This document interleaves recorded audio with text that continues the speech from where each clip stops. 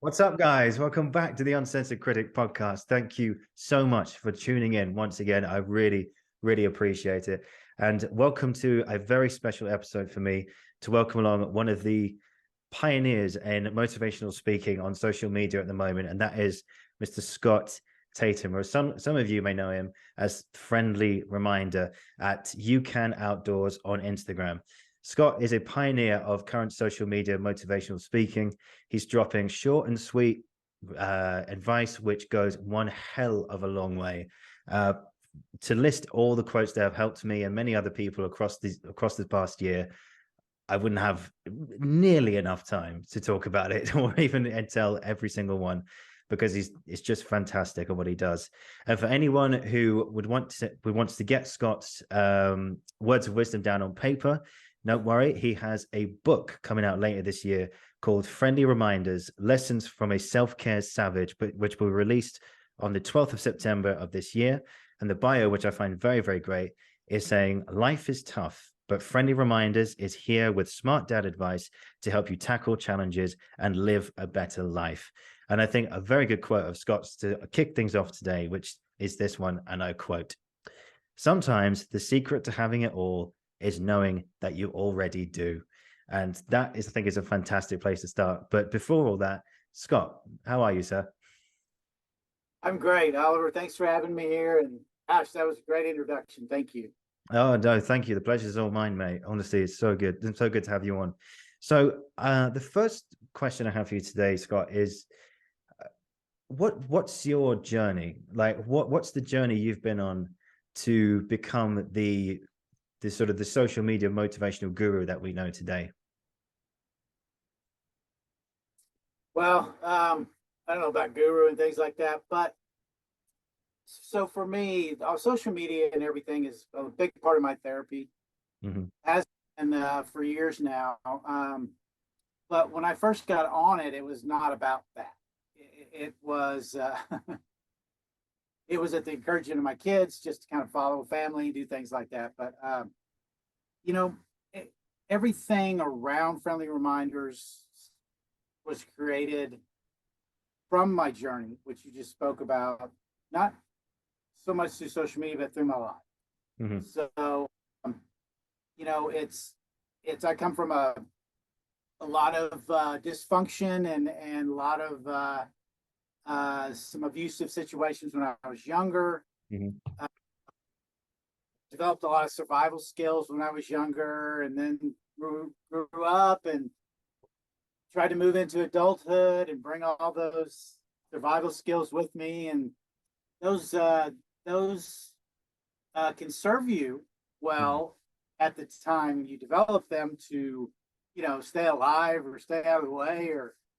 But when you bring them into adulthood, you don't heal, you don't address them. You're going to spew them all over everybody, and you're going to they just don't translate well into the real world. So when you're an adult, with relationships, business, all those kind of things. So I lived a very, very dysfunctional life. Caused a lot of problems for myself. Had a very self-sabotaging way of doing things. I wouldn't go let myself get to any point where my self-worth was growing, or I was hitting something, in business, or a goal I wanted to do.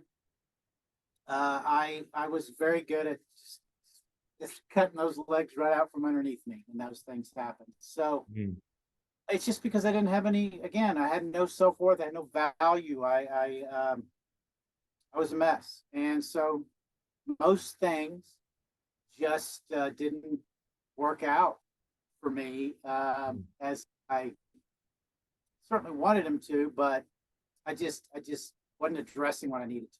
My point being is, a couple of marriages, kids, up and down businesses. Again, everything I just explained about life, and I got was my second divorce was 12 years ago, 13 years ago, and it was shortly after that, a couple of years after that, that I got to a real dark place, and I had given up on myself.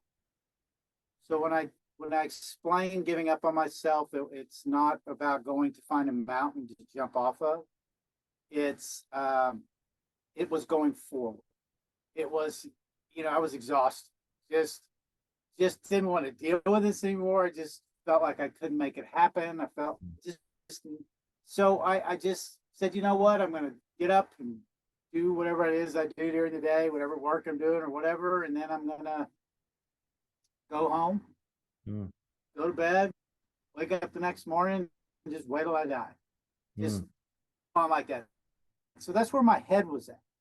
So it came a point when I was out driving around one day. Don't remember, but I was being a big whiny victim baby, just blaming everything. Still, just in that, what I was familiar with, what I was used to.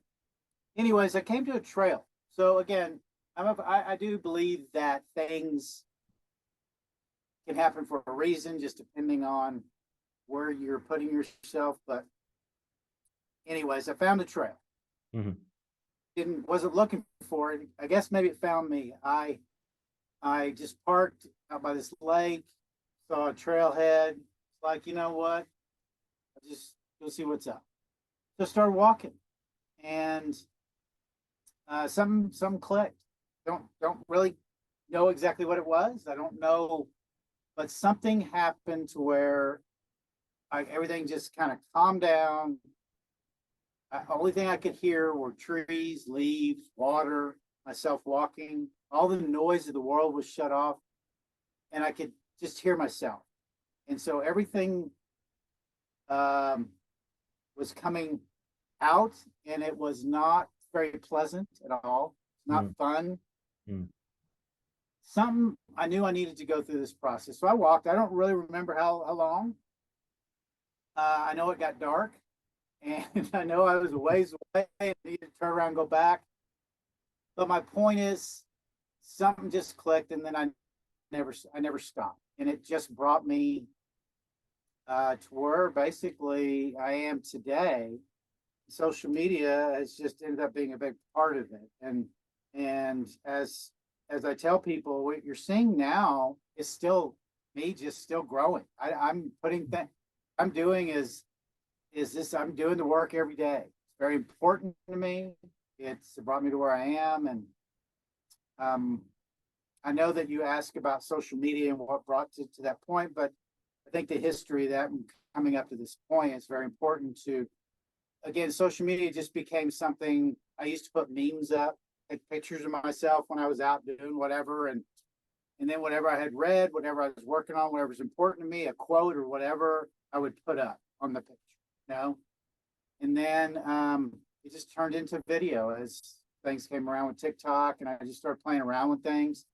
And again, it was just coming up with more inventive ways to talk to myself, to again, put those things up, post them so my family could see, whoever wanted to see them, and be held accountable. And I tell people today, anybody, if you see me not acting in accordance to what I'm promoting or wanting to spread, please prompt me, let me know, because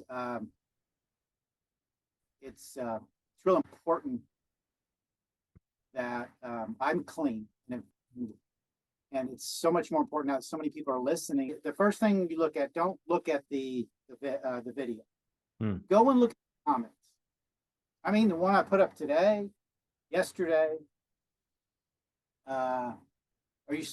It says it and say, "Well, I hope I'm still with you." But I'm here. I can hear you first. Yeah. Okay. Look at the comments first and read through them from a year ago up to now.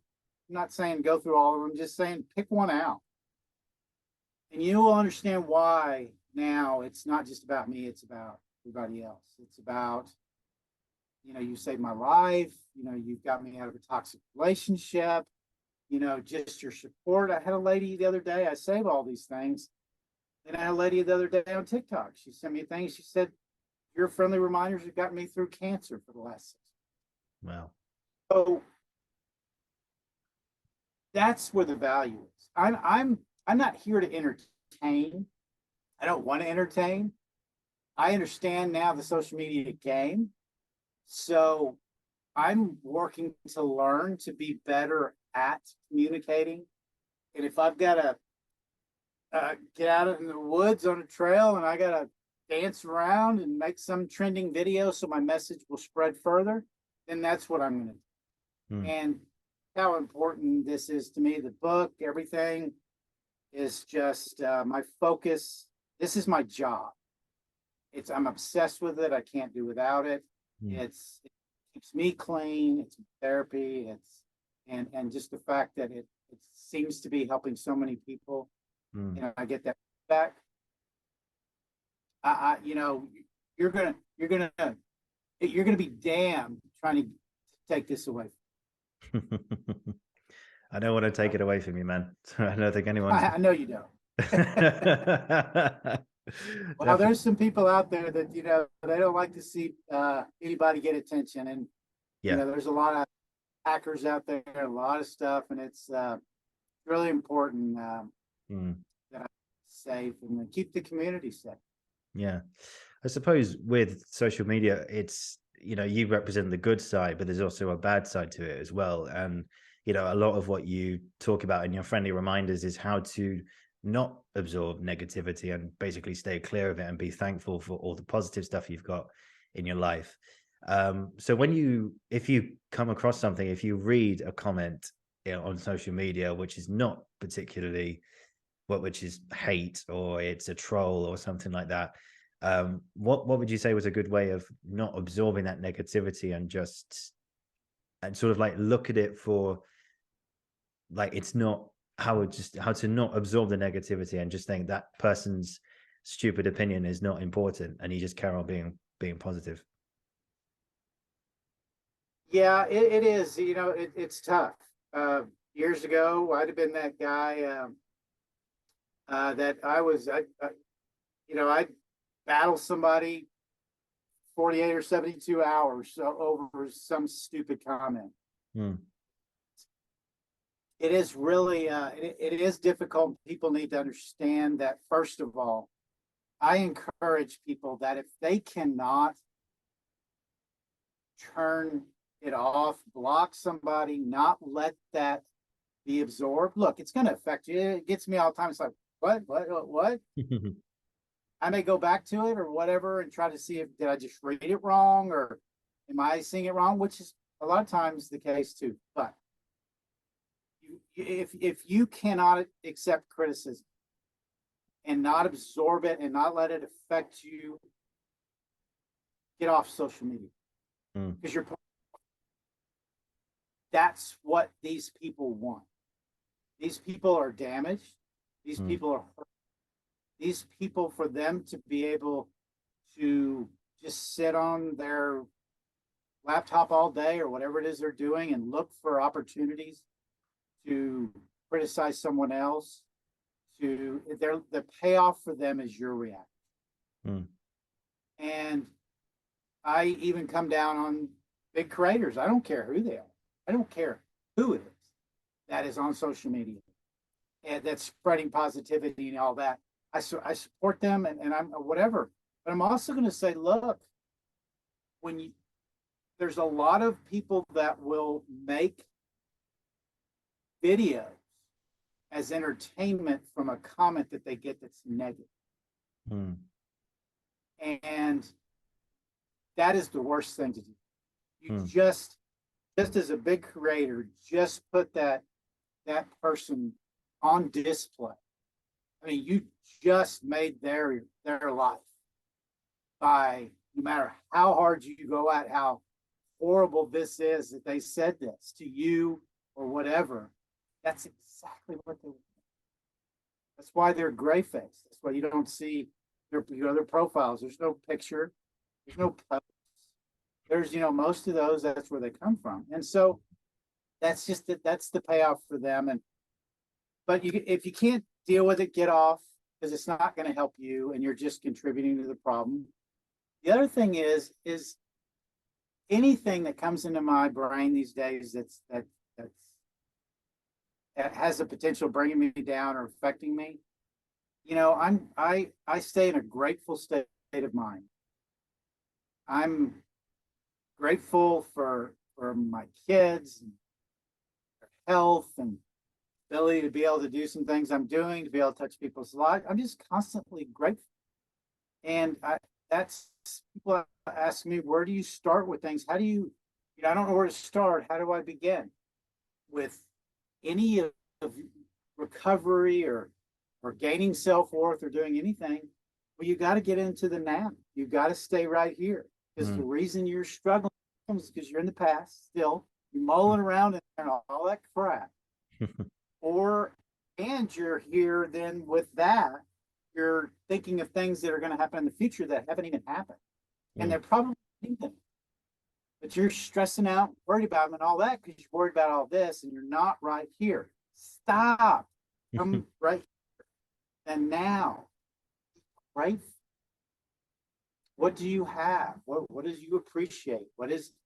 Whatever, being alive, you got a lot of people statistically talk about it. What is it? 400 trillion to one that you're even a human being, statistically. And just the fact that you can make a choice, you can, you have opportunities. I mean, it's how you look at it. Of course, look, we all struggle and get some really tough times and things like that, but you'll have a choice on how you react to it and move.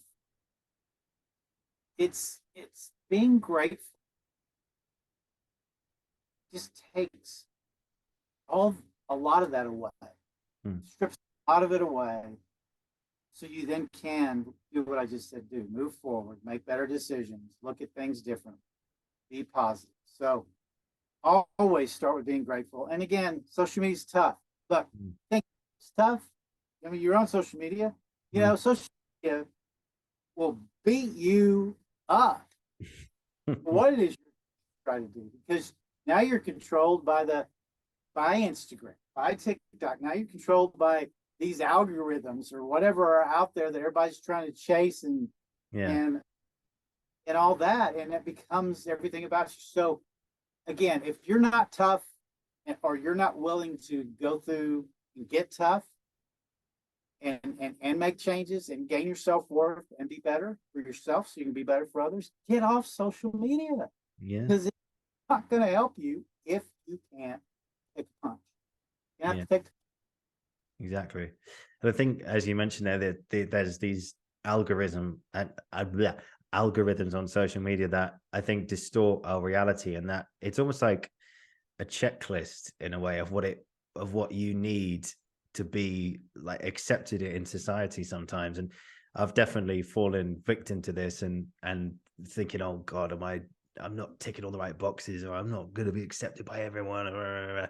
But in reality, it's just like, when once you break these rules down, like if you go on Instagram and everyone's out with friends and, you're saying having a night in by yourself or something like that. And it's a thing that it distorts our reality. And also, like, you need to be out with friends, you need to be posting a picture with your partner, you need to have 500, 600, 700 likes of yourself just holding a mug of coffee going early morning vibes, and it's that type of thing. And as you're saying there, the punch of social media is very strong in but it's how do we lift ourselves out of that, which is the key thing, really, isn't it? Absolutely. And yeah, I mean, it's just the pressure. And so here is the other, there's so much positives about social media too. I mean, there's negatives that drag you, but they're positives. And that's if you can go into, because the social media, look, here's what I tell anybody. I don't care who it is.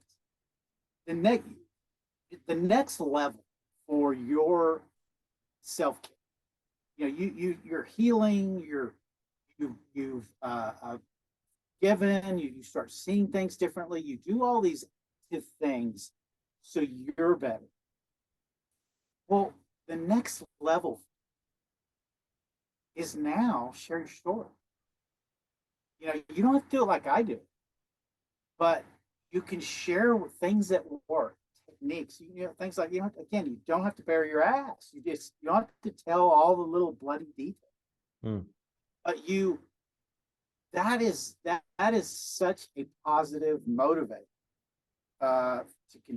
to even go deeper with yourself and all that. And this is where I try to get people to understand, you're helping people is the connection with helping yourself. And once you get in that place where you're really comfortable with your own self-care, your own routines, you've got your mind where people can't, penetrate it. People on social media, things like that can happen. Yeah. Start sharing how you got to that point. What brought you to these things? That will start working to help drown out a lot of the stuff that's negative on social media. So that's the positive things that can happen from that. Mm. Social media is not going anywhere. It's where all the attention is. You're going to start a small business. You better be prepared to get on social media and put it in your face and talk about your story and do all those things, because that's what people care about. And that's where marketing dollars are going. That's where, again, anybody that's trying to promote anything, garner any attention, do anything, it's all on social media. So it's hard to not be part of it. But it's also, if you don't get your mind strong, mindset in a grateful place, and all those things, it's bad for your mental health. Mm. That's a good lead on to one thing I wanted to ask you about is if you find yourself in a situation where I find the situation sometimes with some people I've worked with over the years where you're working together, but you always get this negative vibe from the group that you're part of. And I'll be fully admit it's affected me somewhat. I'm thinking, oh, what have I done? What have I done? Or something like that. And you're constantly trying to remind yourself, no, it's not you, which is the problem. It's just the energy in the room, other people's behavior. It's got nothing to do with you. So what would you say was, it's like another way of kind of shielding your mind and your body and so like if you walk into a room now, like today, if you walk into a room and you can sense something isn't right, or there's this negative feel in the room, what do you do? Do you sort of put barriers up, or do you just acknowledge it and then sort of move forward and keep protecting your mindset, as you said just now? Yeah, it's great you brought this up, because one of the things I'm kind of in it. So I like to test myself, because I like to test where I'm at. So it's like going on the Appalachian Trail last year. I was on there for 94 days, and my goal to go on there was to put myself in a very extreme environment for a long period of time that was very, very hard to do. And 25, 30 pounds on your back, walking up and down mountains and different terrain and different weather and different is gonna test you. And that's, again, the things you do with that, it has so much to do with your mental state. So what you just talked about there, like walking in a room, those kind of things, and how it affects you and what you do around your mind and stuff. So I've been doing things for solo for so long. Now again, I'm very engaging, and I can talk to people, and I love people, and but short bits here and there, because I've been so focused on myself. So one of my goals this year, which I announced, to everybody last year, was coming into 2023. I wanted to be more social. Wanted to put myself in more social situations. People ask me all the time, aren't you lonely? Aren't you these things when doing what you're doing? And I'm not, but and don't you miss having a relationship or doing things like that? Well, those are all good questions. And part of what I'm doing this year is trying to see where I am with that. Hmm. And so what I do now is I try to be around people more, and again, so I do understand that. So you asking that is kind of a current statement right now. Look, I don't have any problem turning around and walking back out. You know, I don't need to say excuse me or sorry or anything. I don't owe anybody anything around that. And so if I walk into a room or get around people that it's just like this, I'm just getting sick feeling or whatever to that extreme. I'm just getting away from it. I don't even care to find out what the heck's going on. I'm just getting away from it. But if there's just some negative energy in some room or some conversations that maybe I'm not on board with so much and things like that, okay. I am strong enough mentally and things like that I don't have to participate in it. I also don't have to react to it. Again, if it's an extreme situation, I'm gone. But if it's just people, look, I'm not here to move around the world and say, hey, that's kind of critical. You might not want to do that. Friendly reminder. I'm just not here to. That's not what I'm here to do. It's okay for me to put myself in these social situations for my benefit, to and know that I'm strong enough mentally that these things won't get in. A lot of times, they'll bounce off. And so, look, people are not perfect. I'm not perfect. People get probably negative energy from me and things like that. They don't appreciate the way I do things or say things. So that's the give and take of things. So life is still life. People are still people. And it's like you said, and the whole thing is if you absorb the negative or if you take on feelings of other people that are negative, or that somebody gives you that side eye when you say something that maybe hits you wrong, makes you go, like you said, like, uh-oh, what did I do? Or what did I say? If you're still in those states, then that's something you definitely need to work on. I'm not. You can side eye me all day long. You can give me that. You can do whatever. You can gas whatever, and it just doesn't matter. Yeah. Again, get up and walk away if it's something I don't want to deal with. But look, I love doing these podcasts, and sometimes I over talk a little bit, but it's because about things. And we're all we're all still in process, and I'm going to be the first one to admit it. And everybody's always working on stuff, and these are things that I'm still working on. But I always tell people, again, that was very important to me, was to get into a mindset. And again, I'll tell you something else that just came up. So you talked about some of the things through social media and things that I've done that have gotten me where I'm at and thinking the way I'm at. So I read the book came out, I don't know, 4 or 5 years ago. It was by David Goggins. You know who he is? It rings a bell. David Goggins is? Yeah, it rings a bell. So he had the book, You Can't Hurt Me. And that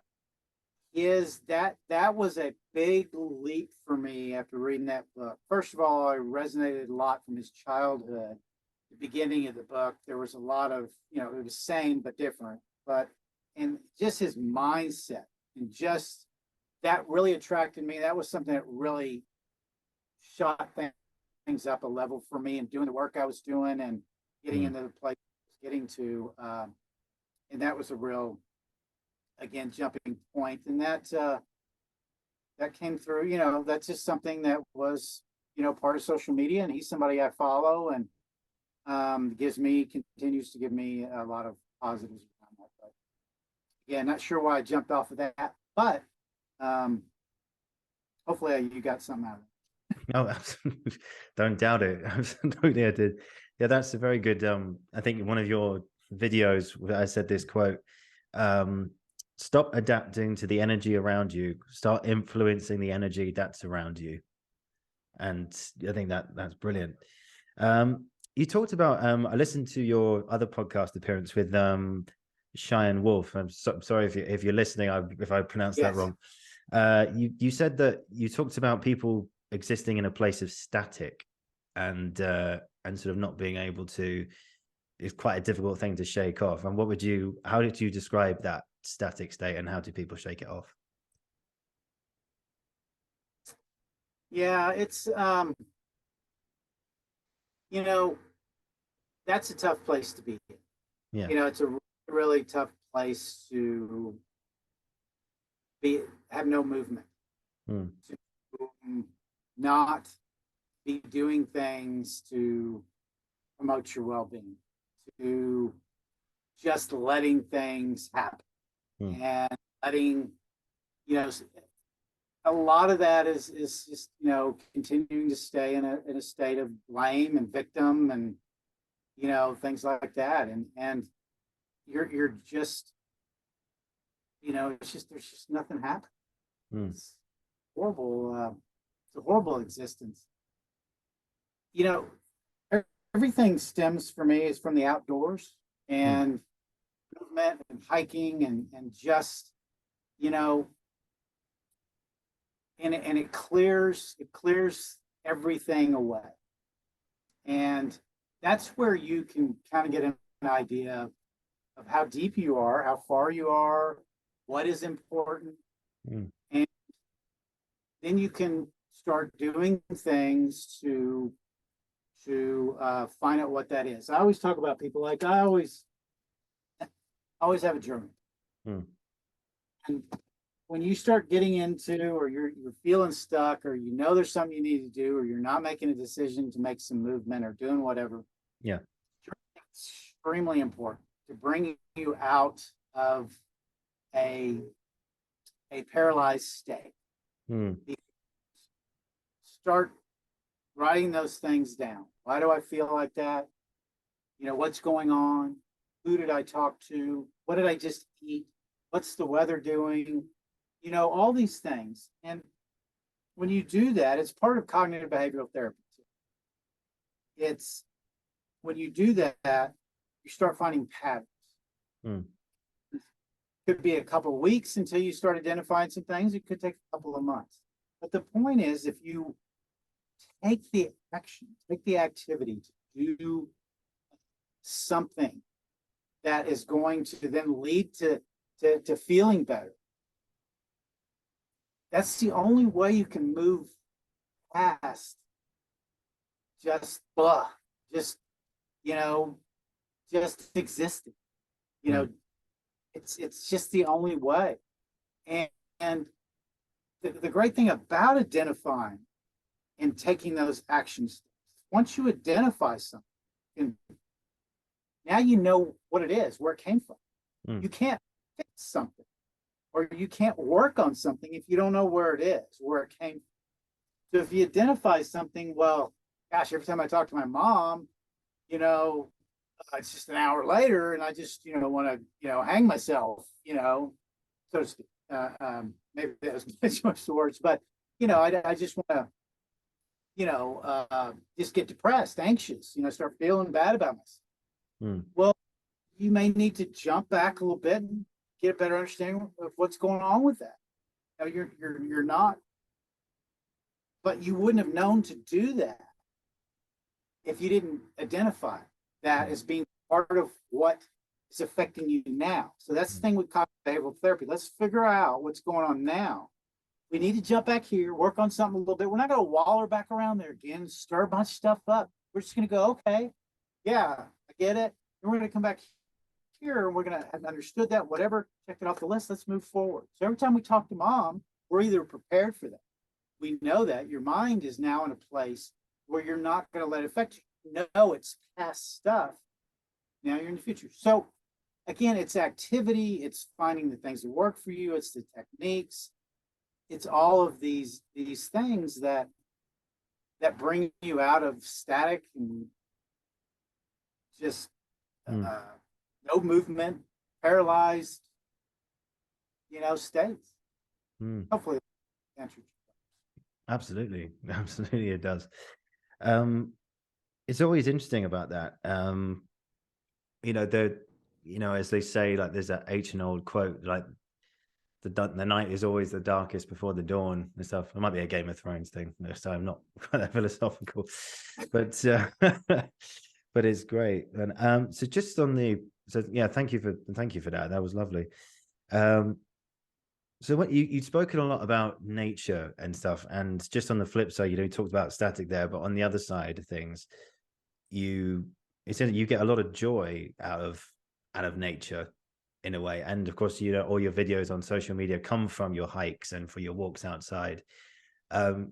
What is it about nature that gives you just so much joy? I know you mentioned it earlier, like the sounds, and that's all you could hear. But what more about nature is there that gives you so much happiness?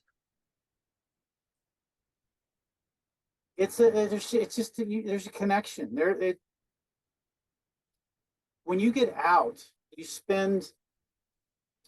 So the thing with the outdoors, hiking specifically, I talk about around myself, and then all the other stuff I do. I've immersed myself.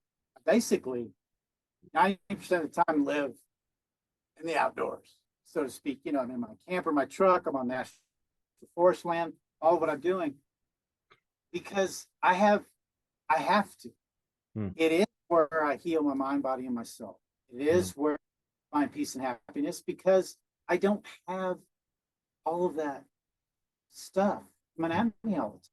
Yeah. Society chews you up if you don't have the ability to turn it off. And I challenge anybody to be able to turn it off unless you get away from it. You can create your own little space. Look, this is nothing negative about any of this. You can create your own little meditative room. You can pad the dang thing. You can do all that where you don't hear anything. You can go in there for 30 minutes a day, or sometimes maybe you do it for 2 hours. Okay?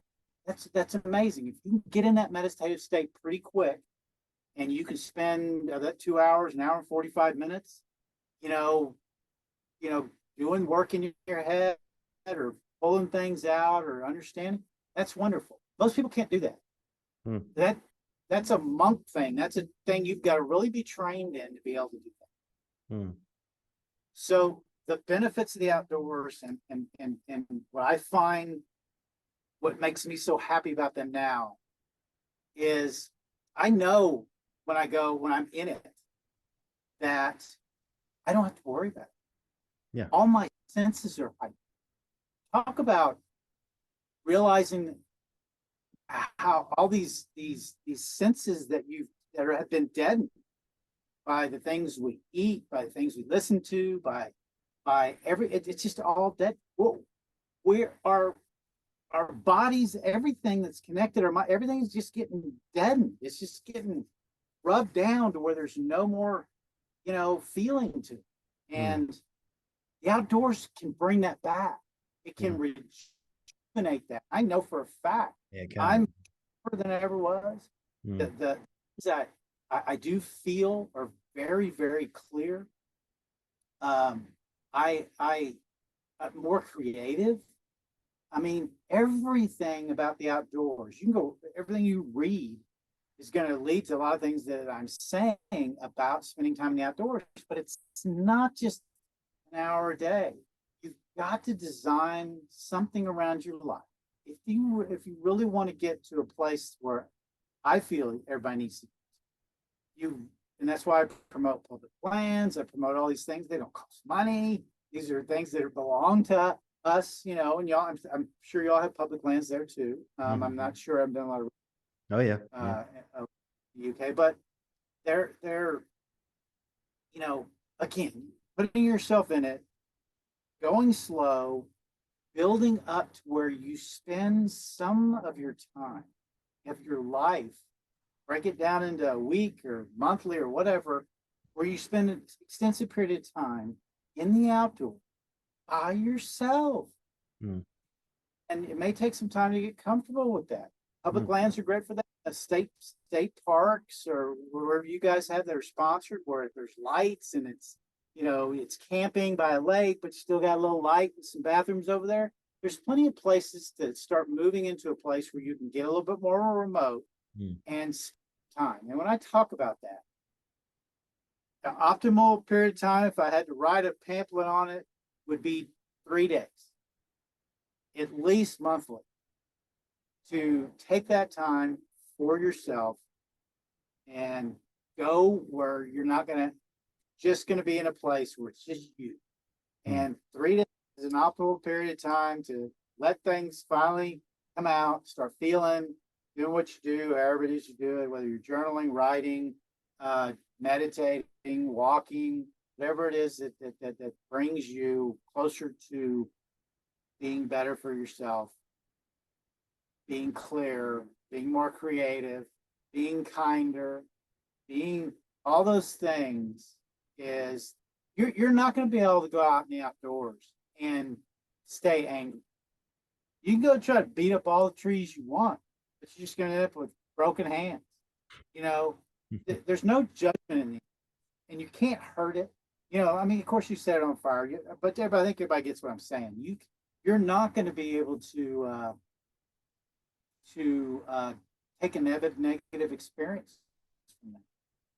Only in the people that could be out there could bring that negative experience on you. But literally, again, you go out on your own, all that, whether it rains or something happens, or you come across a bear or whatever. Again, chances of that bear coming at you and eating you is a lot less likely than where you live now, walking out of your house and somebody mugging you or perpetrating you for some reason. People always go, well, I can't go out there because it's so scary and all this, that, and the other. And what if somebody comes out there and gets me? Perpetrators, criminals, things like that, they are opportunists. They're not going to go out in the woods and just try to find people they're harmed. They're where you live right now. mm. Anyways, on something. It's just a beautiful place. Everything you touch, you see, you feel, it's real. Again, it's not going to judge you. It's not, none of those things are going to happen. And it's invigorating. It's just everything about it. I can't say it enough. It saved it literally saved my life going.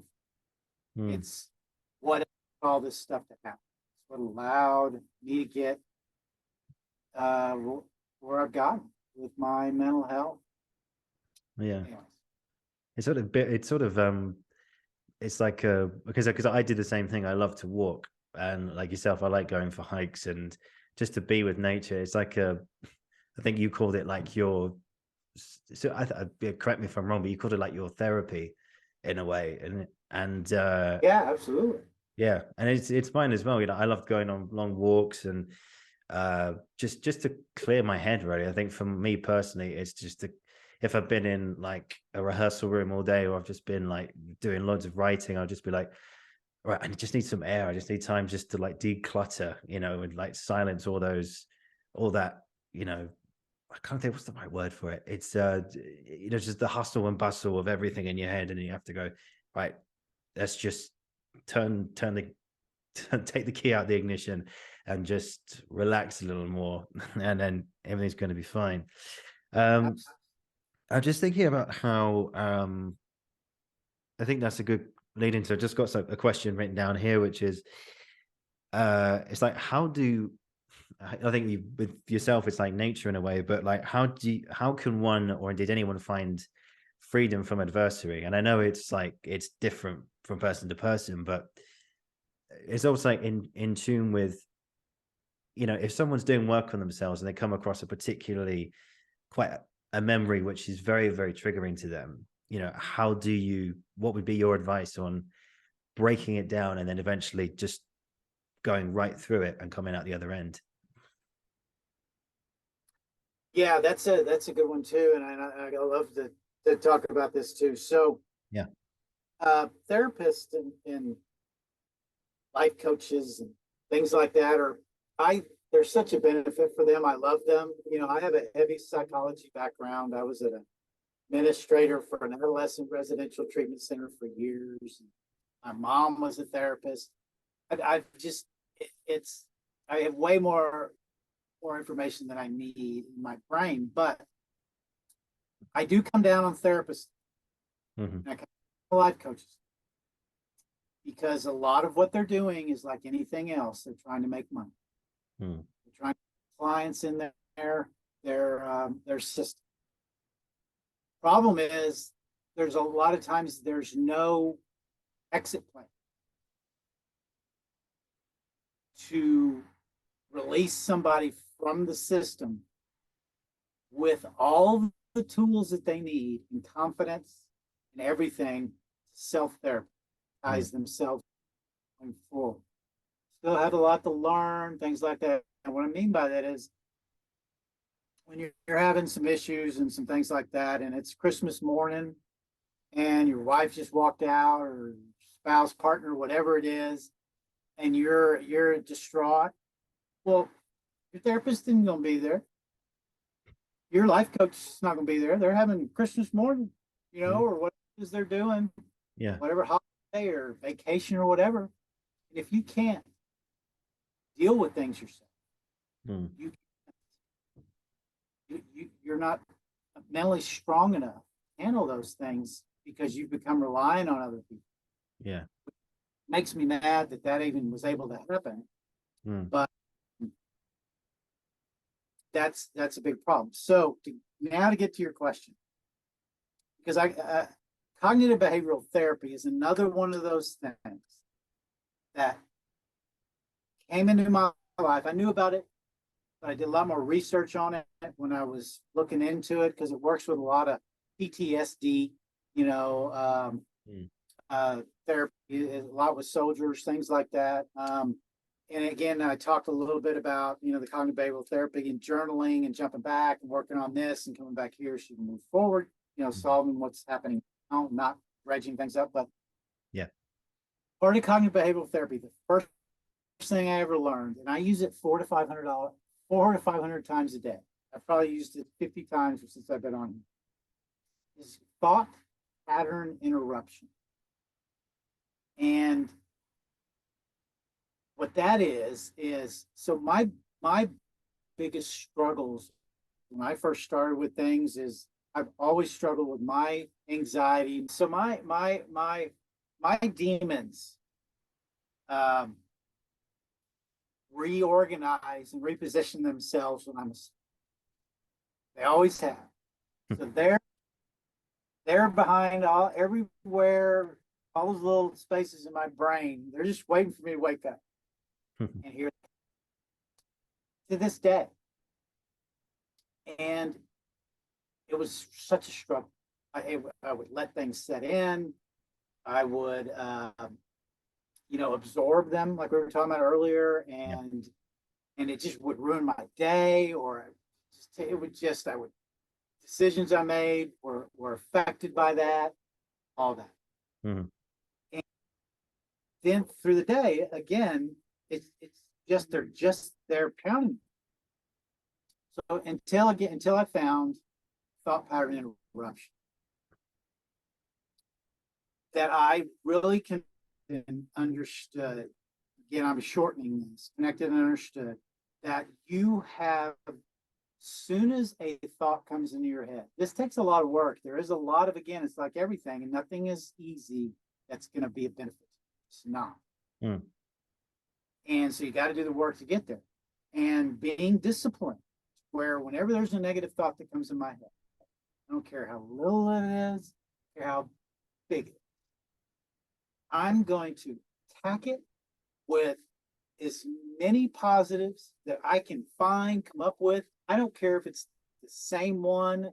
I say it 5,000 times in my brain, same 2 words, it doesn't matter.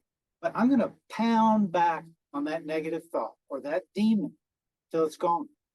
I don't care if it takes 30 seconds, and I don't care if it takes all freaking day. It can't win. It cannot win. This is where part of me and part of my message that I it comes out when I do podcasts and things like that I don't do so much in my videos. But this is where the savage comes from. This is the ferocity of, this is not a freaking game. I've been on the other side of those thoughts. Hmm. I've been on the other side of letting those things set in. And I've been on the other side of not of letting them be there. And it sucks. Hmm. But I had to go through so much pain Hmm. to get to the side I'm on now. Yeah. This is freaking amazing. Because you can't bust through my brain anymore. You can aggravate it. You can get me a little bit jazzed up and anxious, but it's just for a second. It's just for a minute. Yeah. You will, that whatever demon or whatever's triggering that, you will die. You're going to die. That's what it takes. You're dead. Because I'm not letting you affect me going forward.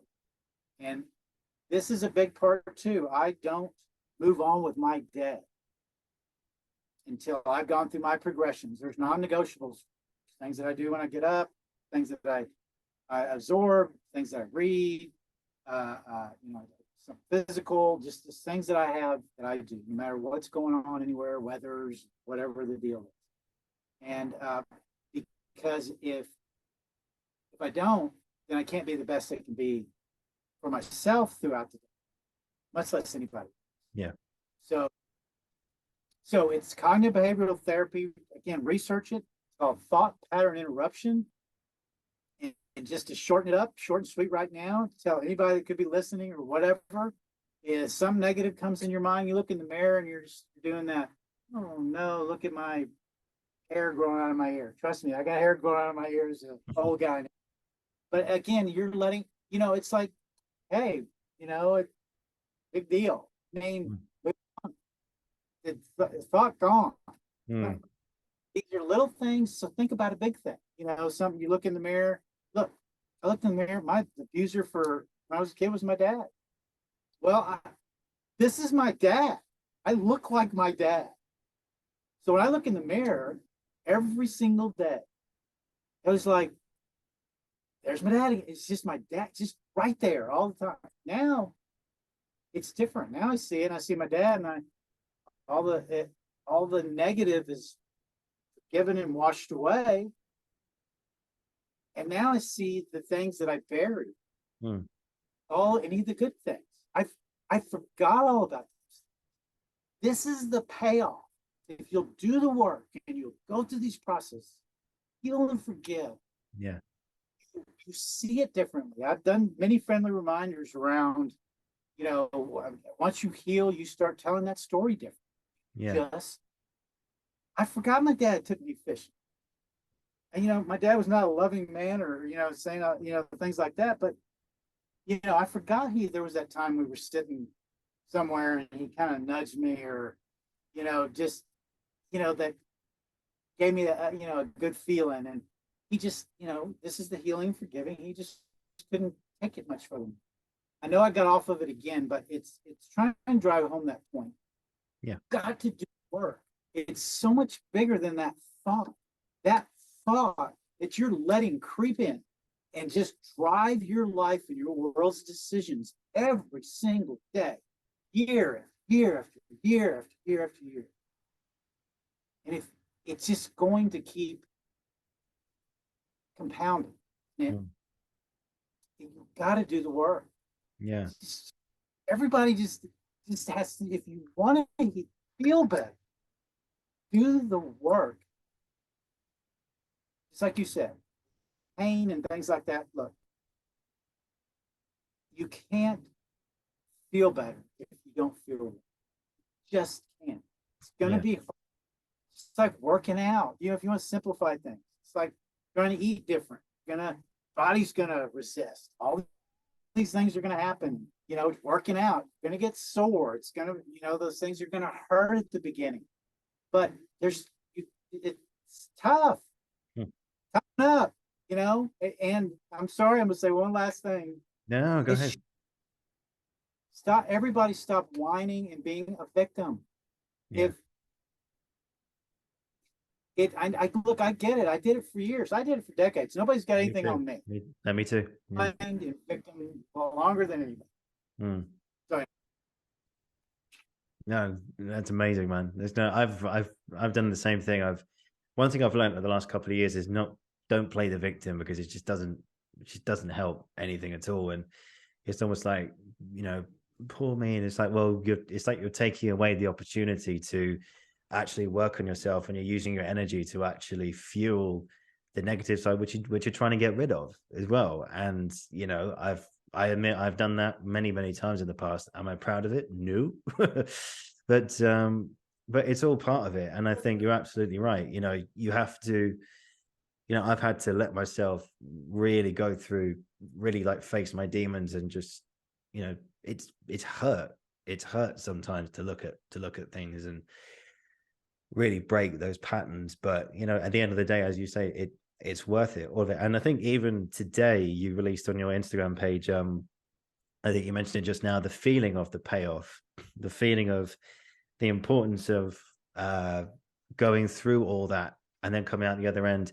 And the thing I took from that is essentially the forgiveness that you give to others who are bad to you, yeah, of course, but most importantly, and this is a lesson I'm still learning, is how to forgive yourself entirely. And I think that is the key to finding that complete peace and knowing your worth, as you say, within yourself, is knowing how to forgive yourself and just leave the past and just enjoy the present moment and enjoy the lessons, and take those lessons on board and know how to apply it for the future, if that makes sense.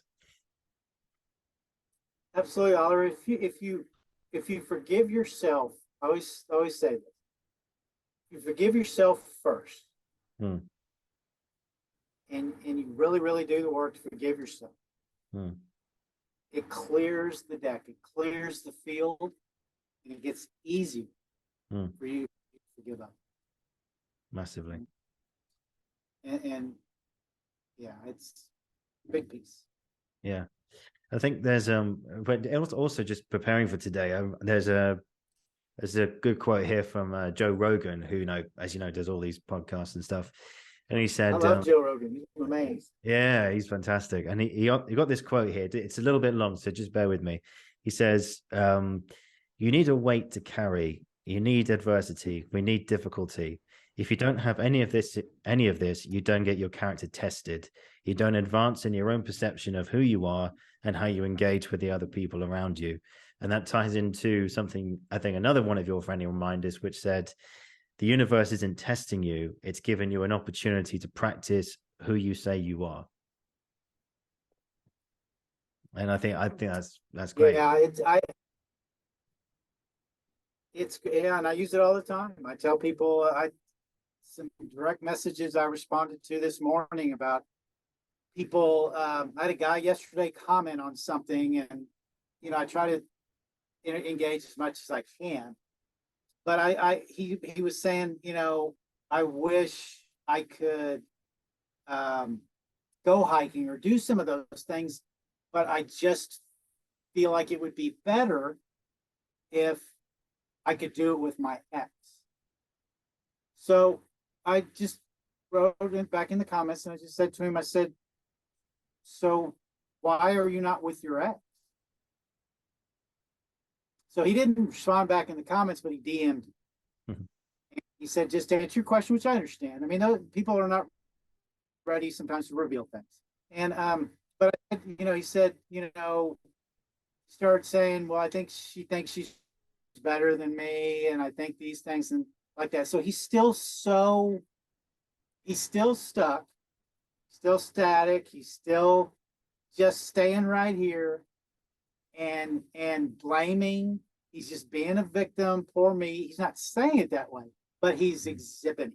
And what I told him was, and I always say this, and anybody does this, take this as an opportunity to work on yourself.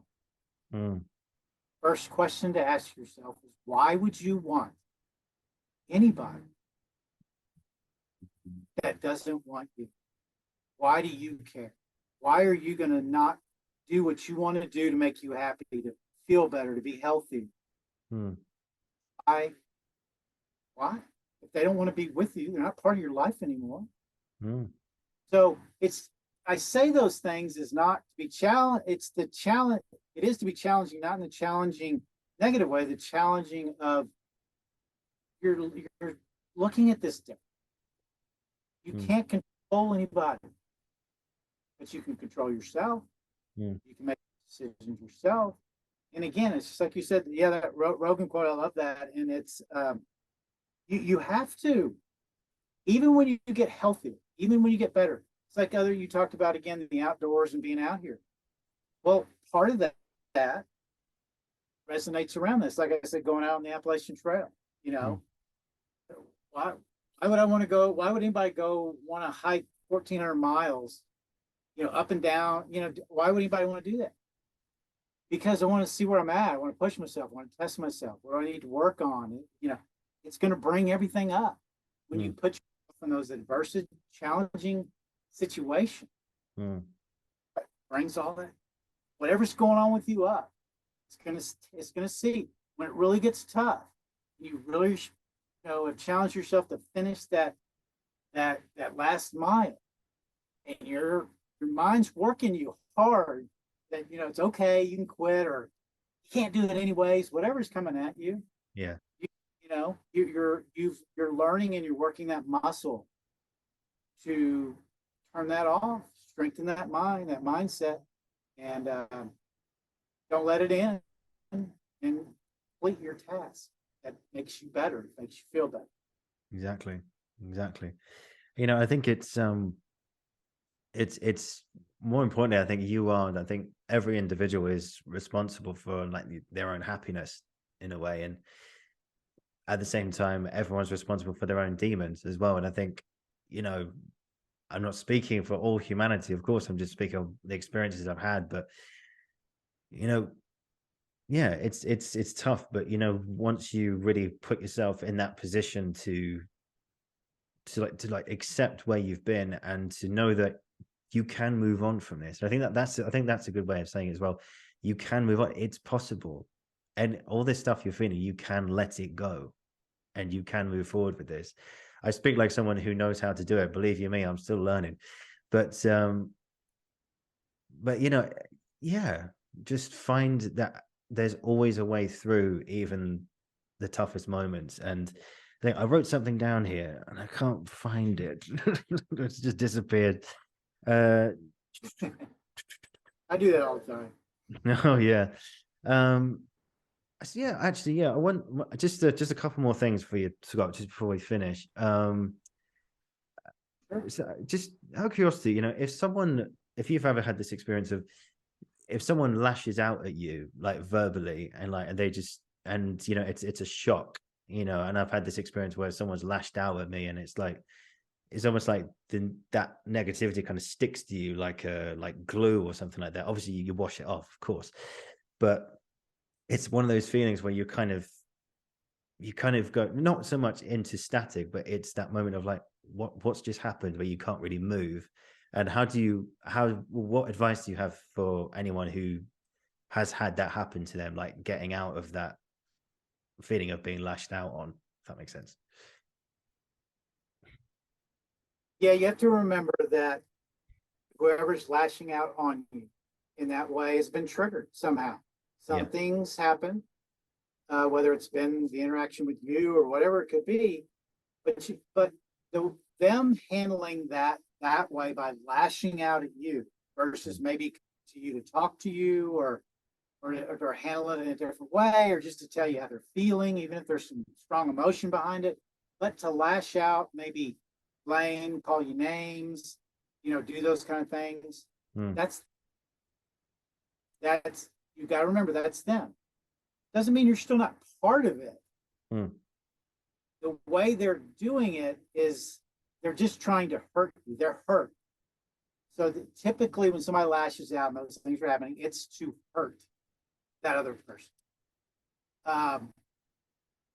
And it depends on who it is. Look, the closer that person is, again, partner, spouse, whatever, or parent, or one of your children, whether it's Mm. an adult child, or those things can sting a little different.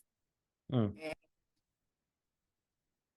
but it's your reaction to it and how you handle that is going to be indicative of where you're at in your own work. And it doesn't mean you won't have a hiccup and something won't sting you immediately and you won't just react. But because again, that can happen. You have to, again, try to be empathetic. Mm. Try to understand where the person's come from, even if they're just dead wrong. Mm. Just doesn't fit. Mm. I mean, even if they're transferring someone else on you, whatever. It's how you handle and how you react. And how is that for you? Not for them, not to teach them a lesson. One of the friendly reminders I did, I can't remember all of them, but it was pretty good, and a lot of people resonate with it. But it was, it's basically that if I walk away from you, it's not because I'm trying to teach you a lesson. It's because I've learned mine. Yeah. And so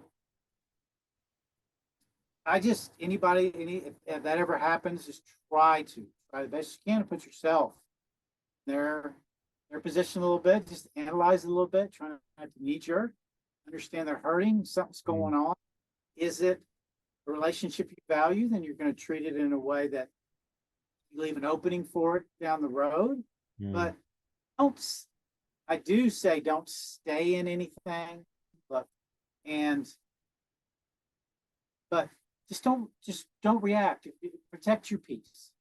Yeah. You gained your self-worth, gone through all these processes to feel better about yourself, and here comes a bulldozer just wants to just run you over and well, you gotta insulate yourself.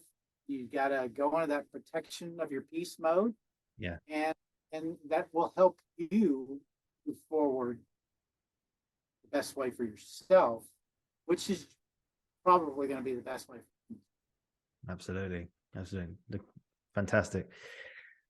So Scott, what's been some of your what's been some of like a breakout moment for you, like when you felt you shook off something in your life that was really holding you back, and suddenly you had that moment where it was gone, and it was a moment where you could move forward knowing that you're never going to be bothered by something like that again. You don't have to go into the details if you don't want to, but just like, was there like some breakout moments where you knew that you can move on from whatever it was that was sort of haggling away at you?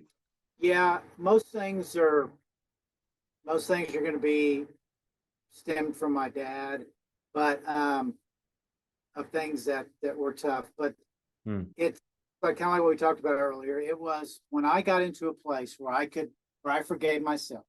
Yeah. For allowing myself to behave the way I behaved, staying a victim, blaming, all those things. When I finally got into a place to forgive myself that I did that to myself, that I, caused pain in other people's lives because of how I was operating, all those things. When I was able to forgive myself, that is when I was able to forgive my dad. And that goes back to what I was talking about earlier. That was a huge breakout moment that went, oh my God, this shit works. I mean, it was, I did all this and I knew I was getting better and I felt better and I could see things better and things like that. But until I got to that moment, I can tell you exactly where it was at his grave. He's been dead 22 years. So all this work has been done way after he was dead. But was sitting there and it just happened. It just happened. And it wasn't it was that day that I started remembering things again that were positives, that were, I just buried through all the muck, just let it lay on top of it and cover it up, Yeah. and just dealing the victim stuff, and all that started peeling away, and I started seeing my dad differently, and understanding his struggles and being empathetic. Even though it's unforgivable, some of the things that he, or the way he was, a lot of ways, but you know, it wasn't. He's dead. You know, I mean, if it gives him some peace wherever he is, and I've forgiven him, that's great. But that was for me, Hmm. and so, anyways, that was the pivotal moment. Was when I forgave him, and that has really opened gates to. I just don't carry any of it. I forgive. I don't harbor anything for anybody around those things, and or around anything that was done in my life, or to me or at me, and because I've forgiven myself for it, and I forgive them. And so that was the key: forgiveness, forgiving my dad. Exactly. Yeah. God, even I felt that. That was great. That was fantastic. So just two more questions for you, Scott, if I may. So I mentioned in the introduction you have a book coming out this year. Friendly Reminders, Yes. Lesson from Self-Care Savage. What can you tell us about it, and what are your intentions with this book? So I never thought I would write a book ever. That was one of those things. Never. This is part of the opportunities that have come from developing this platform. And you know, I had been offered a couple of things before, but I don't deal with things unless I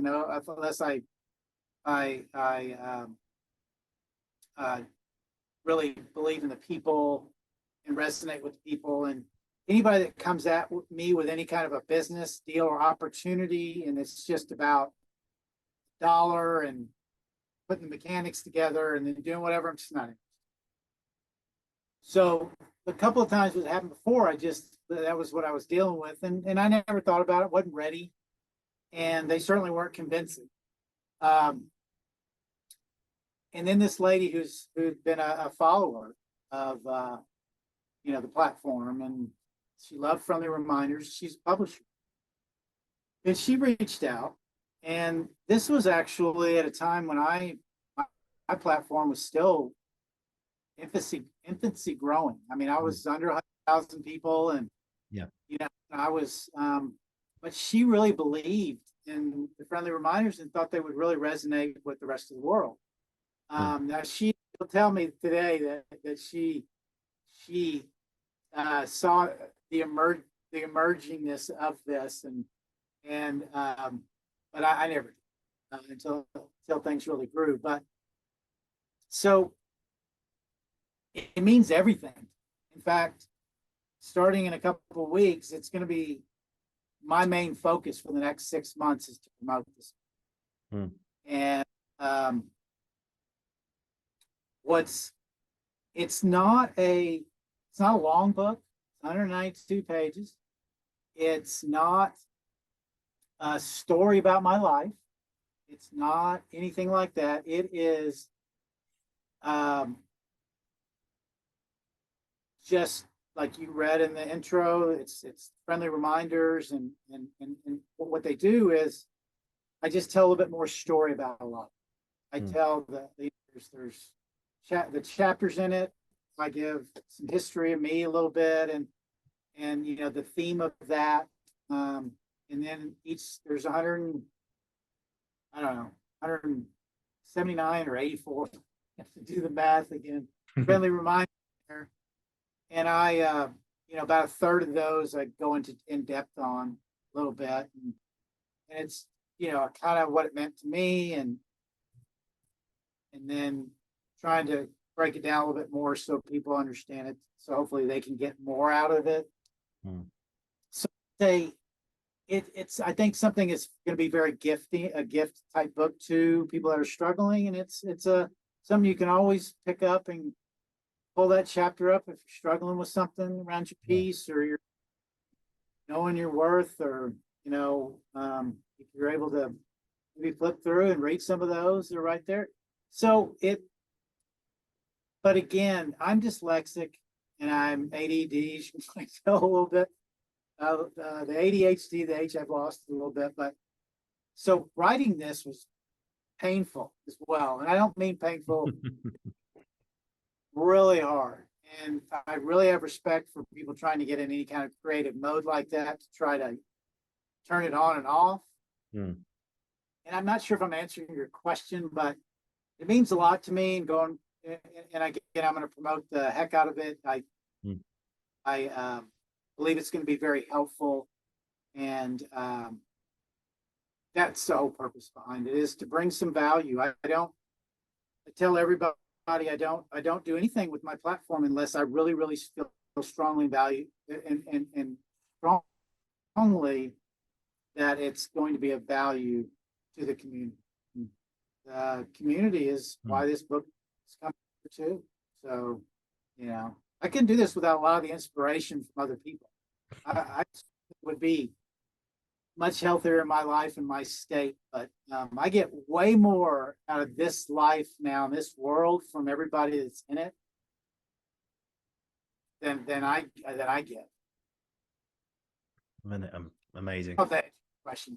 No, of course it did. Yeah, and I look forward to reading it as well. I mean, to hear more about it, and yeah, so I can't wait to pick up a copy in September.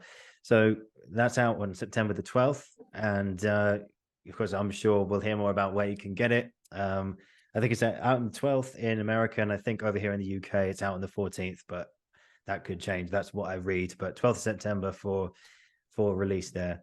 And just before the final question I have for you, Scott, I just want to say just thank you so much for today. This has been a really inspirational interview, and I've really enjoyed listening to you about everything that you've done. And as I said to you before we came on, is that your channel has really helped me in so many ways, and just that friendly reminder that things do work out, and ultimately you as the individual are the person who is responsible for your happiness, and there are ways to avoid negativity and ways to avoid things that can build into trauma or can get worse. There is a way through it, and thanks to you, you're helping not only myself, but you're helping so many people around the world, and we all thank you for that, from the bottom of our hearts. So thank you for that. And just the final question, just to finish today, what's been an experience in your life to date that you're never ever going to forget? Well, I mean, outside of this complete realm, the greatest moments of my life have been my kid's birth. Yeah. That's that I always tell people, if I bring up my kids, or anybody brings up my kids, I'll talk forever about my kids. Those are my whys. Those are my inspiration. They're why I work to get better. And of course for myself, but they're that piece that they still look for me. Your kids, people are gonna there's always somebody's got eyes on you, and there's a lot of important people that have eyes on you that are in your life that are important to you. So it's real important to me for them to never stop seeing me try to be better, and that they, not to settle. And anyways, my kids, it's always going to be my kids. That's their birth. They're coming into this world as always. It's going to continue to make me better. There you have it. Scott, thank you so much, man. I've really loved this. This has been great.